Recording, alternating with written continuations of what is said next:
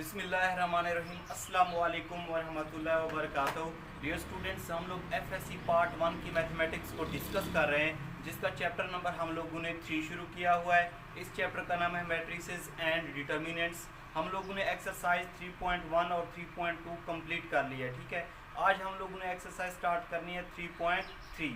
इस एक्सरसाइज में है क्या कि इसमें हमारे पास 3x3 का मैट्रिसेस होता है। ठीक है, स्क्वायर मैट्रिक्स मतलब 3x3, जिसमें number of row is equal to होती है नंबर ऑफ कॉलम। मतलब स्क्वायर मैट्रिक्स दिया हुआ होता है 3x3 का। तो उसमें हम लोगों ने फाइंड आउट क्या करना है कि उनके डिटर्मिनेंट को या तो हम लोगों ने हल करना है, या हम लोगों ने क्या करना है कि उसके डिटर्मिनेंट को हम लोगों ने क्या करना है, प्रूव करना है। ठीक है, तो इसमें मतलब हम लोगों ने 3x3 मैट्रिसेस के डिटर्मिनेंट को ही हल करना है। तो एक्सरसाइज 3.3 करने से पहले आप लोगों को डिटर्मिनेंट की प्रॉपर्टी के बारे में इल्म होना चाहिए।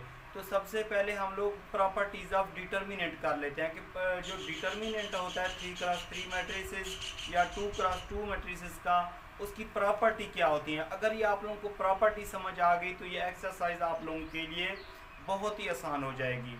तो सबसे पहले हम लोग बात करते हैं प्रॉपर्टीज ऑफ डिटर्मिनेंट्स।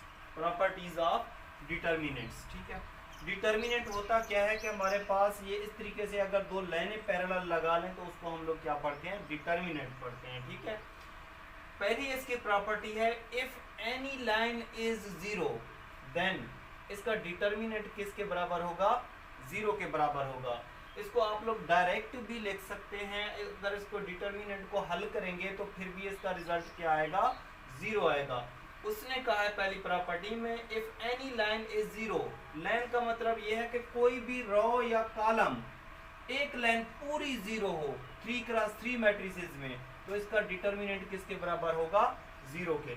मतलब ये तीसरा कॉलम जीरो हो या इसी तरह दूसरी रो जीरो हो, रो या कॉलम में से कोई एक लाइन जो हो जीरो हो तो उसका डिटर्मिनेंट किसके बराबर होता है, जीरो के बराबर होता है।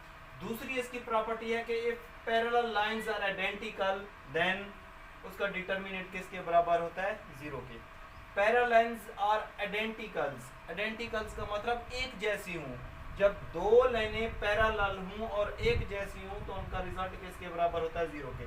अब देख लें यहाँ पे ये रो में देख लेते हैं, रो में ये दो लाइनें हैं, ये वाली जो लाइनें हैं दोनों क्या हैं, एक जैसी हैं। आइडेंटिकल्स का मतलब एक जैसी हैं। अगर दो लाइनें रो वाइज या कॉलम वाइज एक जैसी हूं तो हम लोग उसको कहते हैं कि इसका डिटर्मिनेंट किसके बराबर है, इक्वल टू जीरो के बराबर है। ठीक है, इफ थर्ड प्रॉपर्टी को डिस्कस करते हैं। इफ देयर इज लीनियर या proportional relationship then determinant is equal to zero. वो कहता है जब मतलब डिटर्मिनेंट के अंदर लीनियर या प्रोपोर्शनल रिलेशनशिप हो तो उसका डिटर्मिनेंट किसके बराबर होता है, जीरो के। लीनियर या प्रोपोर्शनल रिलेशनशिप क्या होता है, ये देखें, ये हमारे पास ये पहली रो हो गई, ये दूसरी रो, ये तीसरी रो।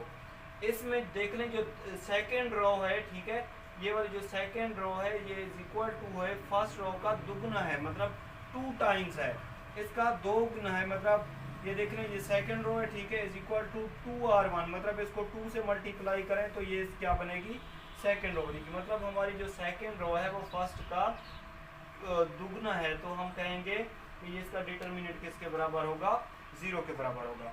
अब हम बात करते हैं इसकी फोर प्रॉपर्टी पे। फोर प्रॉपर्टी में है कि if rows and column are interchange then A का डिटर्मिनेंट इज इक्वल टू होता है ए का ट्रांसपोज का डिटर्मिनेंट। इसमें कहना क्या चाहता है कि अगर हमारे पास कोई ए मैट्रिक्स हो, फॉर एग्जांपल ले रहा हूँ मैं यहाँ पे 1 2 3 4, अगर इसका डिटर्मिनेंट ले लें तो ये कितना हो जाएगा, नहीं इसका ट्रांसपोज ले लें तो क्या ट्रांसपोज क्या होता है, रो को कॉलम में चेंज कर देते हैं तो 1 2 3 4।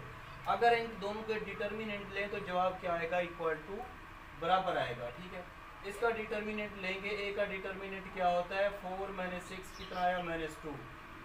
ठीक है, इसका डिटर्मिनेंट लेंगे, ए के ट्रांसपोज का डिटर्मिनेंट वो भी क्या आ जाएगा 4 - 6 इज इक्वल टू -2।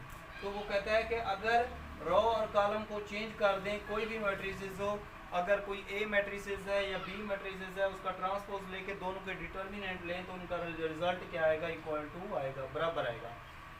5 प्रॉपर्टी हमारे पास, if 2 rows and column are interchange then negative sign produced. ये क्या कहना चाहता है कि अगर हमारे पास मतलब कोई मैट्रिसेस है, ठीक है, हम क्या करें, रो को उठा के सेकंड रो को उठा के फर्स्ट रो में रख दें।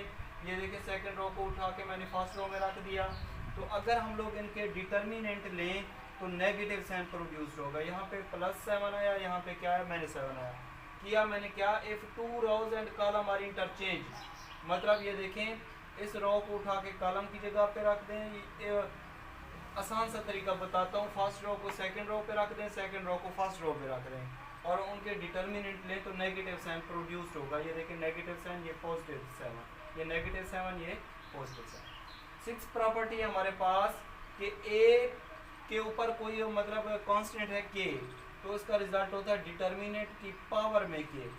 ए बी का डिटर्मिनेंट इज इक्वल टू होता है, इसको अलग अलग मॉड में भी हम लोग लिख सकते हैं, ए का मॉड मल्टीप्लाइड बाय बी का मॉड, मतलब ए का डिटर्मिनेंट मल्टीप्लाइड बाय बी का डिटर्मिनेंट। अगर हमारे पास लास्ट प्रॉपर्टी अगर कोई स्क्वायर मैट्रिक्स है, ठीक है, स्क्वायर मैट्रिक्स हो, मतलब स्क्वायर मैट्रिक्स क्या होता है, जिसमें number of row is equal to होता है नंबर ऑफ कॉलम के।